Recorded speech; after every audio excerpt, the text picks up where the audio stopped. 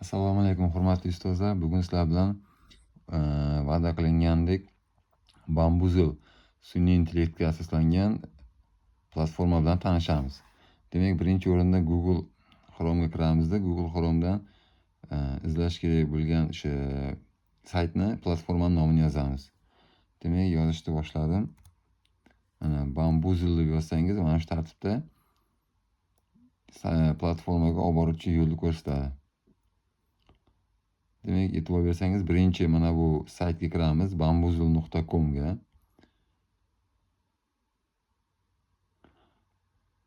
Platformaga kirgandan keyin ekranda mana shu tartibda oyna paydo bo'ladi.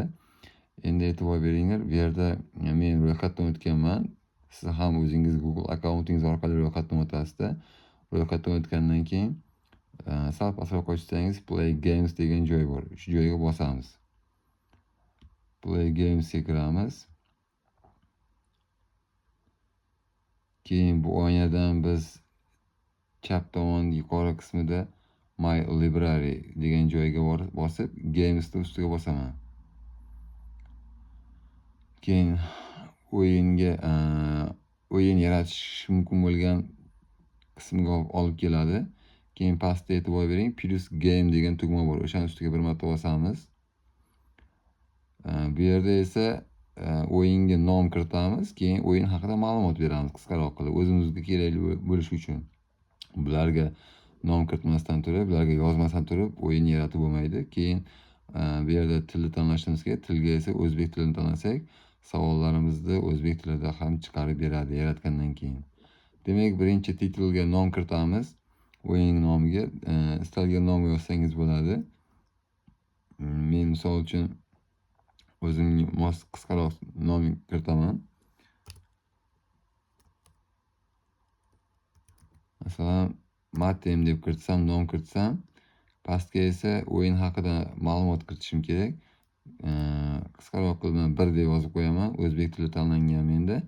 Endi pastroqqa tushsam, pastroqda mana Make Game degan ko'k tugmani ustiga bir marta bosamiz. Ko'k tugmani ustiga bosgandan keyin endi bizda quyidagi oyna paydo bo'ladi. Bu tarafda questionga savol qo'yamiz, savol beramiz. Bu yerga esa answerga esa javobni kiritamiz. Demak, questionga savol beraman. Hozir qisqaroq va tezroq bo'lish uchun oddiy raqamlardan foydalanib to'lib ketaveraman bo'sh katakchalarni. Javobga esa 2 deb yozaman. Keyin e'tibor bering, bu yerda points deyapti, ya'ni o'sha savolga beriladigan ball.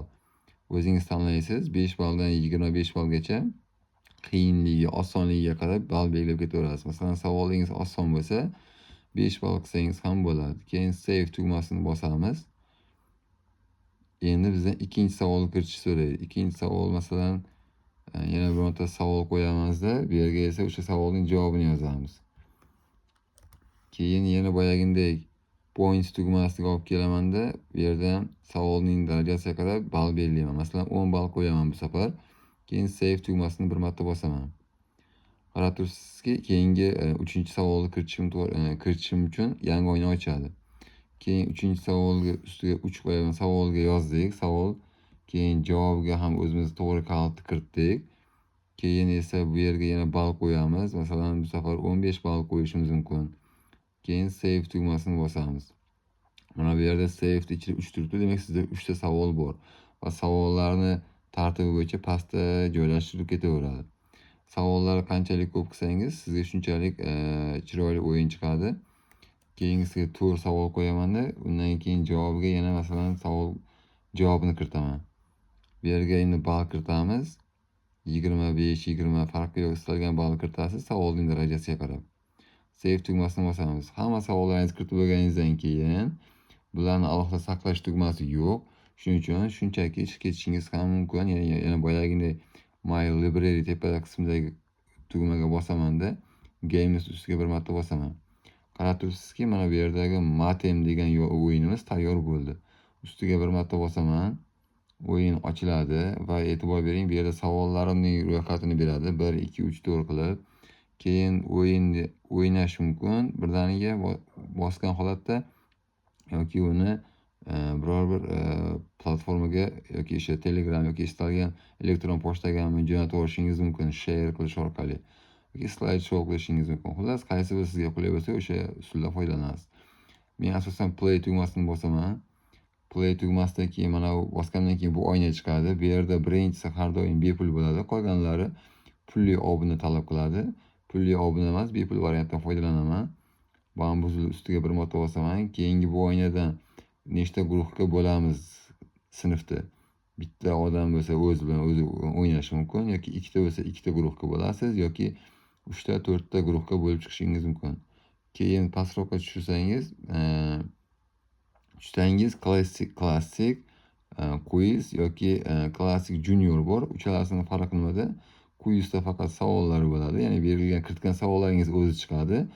Klassikda esa ham savollar va qiziqarli nima desa bo'ladi, bonus o'quvchilarga darsni qiziqtirish uchun bonus berish, o'quvchilarga qo'shimcha ball berish, shunga o'xshash har xil o'yinlar kiritadi ichiga.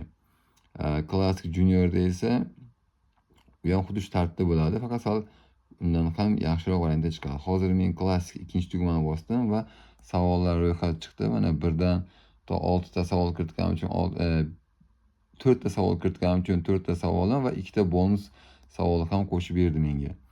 Xo'p, tekshirib ko'ramiz. Birda ustiga bosaman. Demak, savol 2 deb chiqyapti. Agar savol 2 ning javobini men mana bu check tugmasini bossam, javobini chiqarib beradi. Demak, o'quvchi to'g'ri topgan bo'lsa, mana bu 10 ballik savolni to'g'ri yechgan, o'sha guruh to'g'ri yechgan deb qabul qilinadi. OK tugmasini bossangiz, o'sha ball o'sha guruhga o'tadi. Mana OK tugmasini bosdim. E'tibor bering, 10 ball unga o'tdi. Endi ikkinchi savolga ustiga bosaman, ikkinchi guruh tanladi. Mana boyagidek bonus savol chiqdi, ya'ni 20 ball qo'shimcha yutib oldingiz deyapti. Savolsiz, ya'ni shunchaki ball yutib oldi. Mana e'tibor bering, keyingi guruh, ikkinchi guruh 20 ball bo'ldi. Endi keyingi savol tanlasak ham, mana keyin aytyapti 25 ballga kamaytirildimi? Shunga o'xshagan savol, bonusli savol bu ham. Mana ikkinchi komanda 25 ballga ayirib tashladi, -5 ball qolib ketdi. Endi ikkinchi komanda tanlaydi, 4-chi savol tanlaydi. Javobini savol chiqdi mana 1 degan, ya'ni o'sha savol qo'yasiz shu joyiga. Keyin check tugmasini bossangiz, javob bergandan keyin javobi to'g'ri chiqsa, OK, bo'lmasa opposite bossangiz, yuqoridagi 5 ball ikkinchi guruhga OK deb bossangiz beriladi. Agar xato aytgan bo'lsa, opposite bossangiz shu 5 ball berilmaydi. Mana bir marta opposite tugmasini bosib ko'ramiz. Mana berilmadi, -5 ligicha qoldi. Keyin 5-savol tanlaganda savol chiqadi. Javob berib bo'lgandan keyin birinchi guruh check tugmasini bosasiz. Agar javobi to'g'ri bo'lsa, OK tugmasini bossangiz, mana ball qo'shilib ketaveradi. Shu tartibda o'yinni o'quvchilar bilan darsda interaktiv doskada o'ynashingiz mumkin bo'ladi. Endi savol bu o'yinni yaratib bo'lgandan keyin men qanday qilib interaktiv doskada yoki o'quvchilarning guruhlariga, Telegram guruhlariga tashlab berishim mumkin desangiz, mana bu poisk tugmasidagi manzilni ustiga bir marta bossangiz ko'karadi manzili va shu manzilda keyin nusxalab olsangiz ham bo'ladi. Ustiga bir marta sichqoncha 10 tugmasini bosib, kopirovat tugmasini bosasizda va o'sha ssilkani keyin tashlab beraverasiz. Shu orqali o'yinda qiziqarliroq, darsni qiziqarliroq o'yin orqali o'quvchilarni qiziqtira olasiz demoqchiman darsga. Mana shu tartibda bambuzil o'yini hozirda keng tarqalgan o'yinlardan biri. Darsda ham men o'zim ko'p foydalanaman va qolgan o'qituvchilarimiz ham xuddi shu o'yindan foydalanib darslardan qiziqib o'tib kelmoqdalar. Qiziqarli o'tib kelmoqda. Telegram kanalimizga tashlab qo'yaman bu o'yinni video darsini. Hamkasblaringizga ulashing. Hamkasblaringiz ham xuddi shu video darsni ko'rib o'rganib olishlari mumkin bo'ladi. Hammaga rahmat.